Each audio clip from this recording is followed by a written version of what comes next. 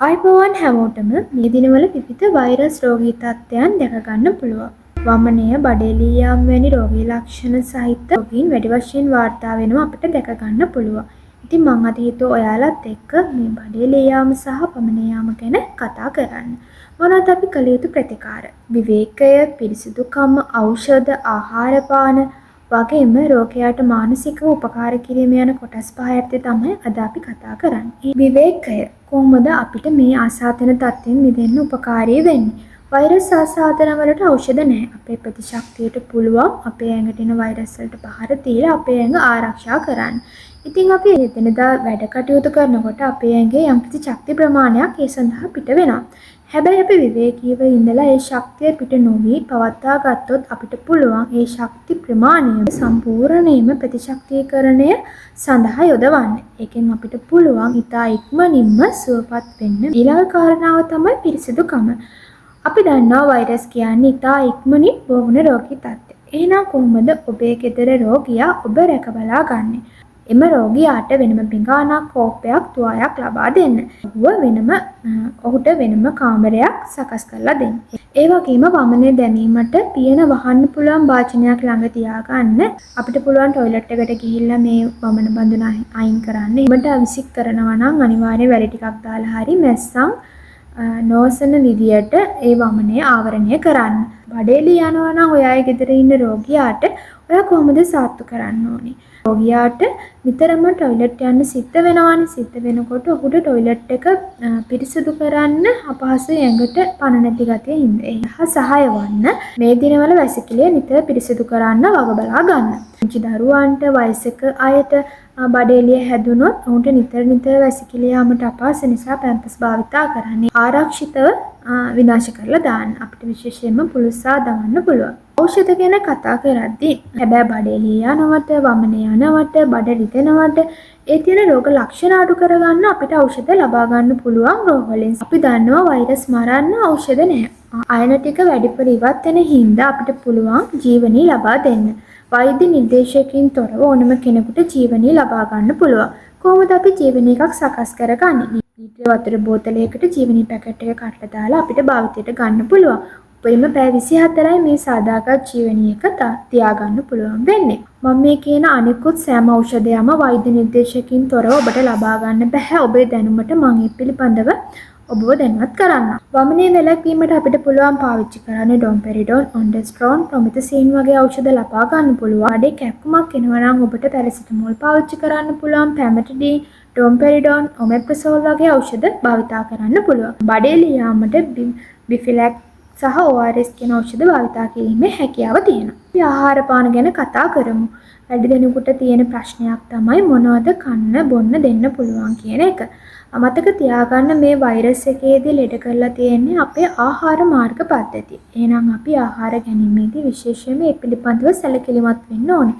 එහෙනම් ජීර්ණයට පහසු ආහාර ගන්න ඕනේ. ඒ පුරායන පිටවීමක් වෙන නිසා සෝඩියම් පොටෑසියම් බහුල ආහාර ලබා ගන්න ඕනේ. ඒ විතරක් නෙවෙයි අපේ ඇඟ ඇතුලේ තියෙන හිතකඩ බැක්ටීරියාවල ක්‍රියාකාරීත්වය වැඩි කරන ආහාර ලබා ගන්න ඕනේ. ඒ ප්‍රතිශක්තිය වැඩි කරන ආහාර පාන අපිට ලබා ගන්න පුළුවන්.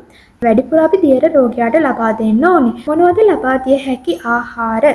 තැඹිලි, එතකොට පොල් වතුර දෙවි යුෂ වෙන්න පුළුවන්, පළතුරු යුෂ දෙන්න පුළුවන් අපේ රෝගියාට. ඒ තුලින් අපිට සෝඩියම් පොටෑසියම් අයන සාන්ද්‍රණය සහ දියර අපේ රෝගියාගේ ඇඟට පහසුවෙන් ලබා දෙන්න පුළුවන්.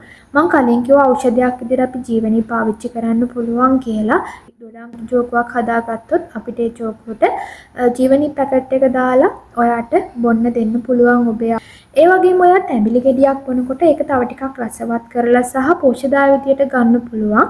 ඔයා ගන්න තැඹිලි වතුරයකට ලුණු ටිකක්, දෙහි ටිකක් සහ සීනි එකක් වැඩිපුර එකතු කරගත්තොත් ඔයාලට අයන ඔබේ ශරීරයට ලබා දීමේ හැකියාව තියෙනවා. ඒ වගේම මම අන්තර්ජාලය තුලින් ආහාර පාන හෙව්වා.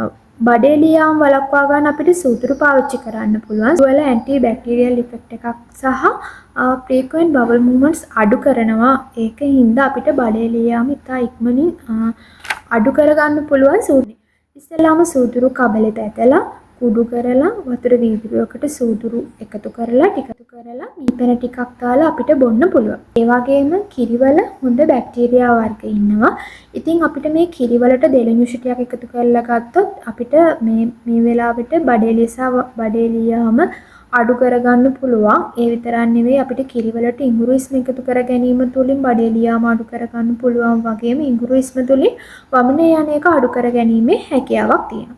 සාධික දහි වගේ දේවල් එකතු කර ගැනීම තුළිනුත් අපිට වමනේ යාම අඩු කර ගැනීමේ හැකියාවක් තියෙනවා. ඒ වගේම බෙලි කියන්නේ අපේ ජීර්ණය පහසු කරන කෑමක්. ඉතින් අපේ ආහාර මාර්ග පද්ධතිය තමයි මේ වෙලාවේ රෝගී වෙලා තියෙන්නේ. ඉතින් අපිට බෙලි එකතු කර ගැනීම තුළින් අපේ ආහාර ජීර්ණය පහසු කර ගැනීමේ හැකියාව තියෙනවා. ඉතින් අපිට පුළුවන් බෙලි විෂ විදියට පාවිච්චි කරන්න බෙලි හොයාගන්න නැත්නම් එලිච්ච බෙලි අරගෙන උණු වතුරේ තම්බල ඒ වතුර එක පානය කරන්න පුළුවන්.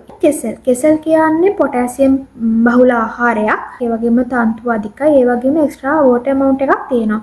මේ එතකොට කෙසෙල් පාවිච්චි කිරීම තුළින් අපිට පුළුවන් මේ වෙලාවේදී අපේ තියෙන අයන අසමතුලිතතාවයට පිළියමක් ගන්න වගේම අපේ බඩේ ඇති වෙලා තියෙන අපහසුතාවය අඩු කර ගන්න. ඉදුණු කෙසෙල් වලට වඩා අමු කෙසෙල් භාවිතා කිරීම තුළින් මේක වැඩිපුර ප්‍රතිඵල ගන්න පුළුවන් කියලා පවසලා තියෙනවා. අමු කෙසෙල් ගෙඩි කපලි උණු වතුරේ තම්බලා ඒක නැවත චුට්ටක් බෙන් කරලා මීපැන එක හරි කෑම තුළින් ප්‍රතිඵල ලබා ගන්න. මම කිව්වා ජීර්ණය පහසු ආහාර ලබා ගන්න ඕනි කියලා. සුප් ගන්න පුළුවන්. අපිට එළවලු එහෙම තම්බලා ගන්න පුළුවන්. අල වගේ දේවල් තම්බලා ගත්ත ටික ඉක්මනින් ජීර්ණය වෙන්න පහසුයි. බතල ගන්න පුළුවන්. ඒ වගේම සුදුපතොත් අපිට බඩේලියාම අඩු කරගන්න උදව් වෙනවා. ඕට්ස් මී කිරි වල බැදි හාල් කඳ තුලිනුත් අපිට පුළුවන් බඩේලියාම අඩු කරගන්න. විශේෂයෙන්ම ආහාර දෙනවට වඩා දියර වර්ග වැඩිපුර ලබා දීම තුලින් මේ රෝගී තත්ත්වයේදී වැදගත් වෙනවා. ඊට මානසික උපකාර කිරීම. සාමාන්‍යයෙන් මේ බඩේලිය යනවා, වමනේ යනවා, බඩ රිදෙනවා කියන්නේ හරීම ඉවස ගන්න බැරි අපහසුතාවයක් දැනෙන රෝගී තත්ත්වයක්. ඉතින් එතකොට රෝගියා බය වෙනවා. එයාට ඒ සිද්ධියට මුහුණ දෙද්දී කම්පනයක් ඇති වෙනවා. ඉතින් මේ වෙලාවේදී ගෙදර අනිකුත් සමාජිකයන් කරන්න ඕනේ මේ රෝගියාගේ බය අඩු කරලා එයා මානසිකව ශක්තිමත් කරන්න ගෙදර අයට හැකියාව තියෙන්න ඕනේ. මොකද රෝගියා බය වෙලා ඉති ගෙදර අය තව තවත් බය වුණොත් රෝගියාගේ බය දෙගුණ වෙලා තවත් රෝගිය වැඩි වීමට හැකියාවක් තියෙනවා. ඔබේ රෝගියාට මේ විදියට නිවසේදීම සාත්තු කරන්න. එහෙනම් එන්න පරිස්සමින් ඉන්න.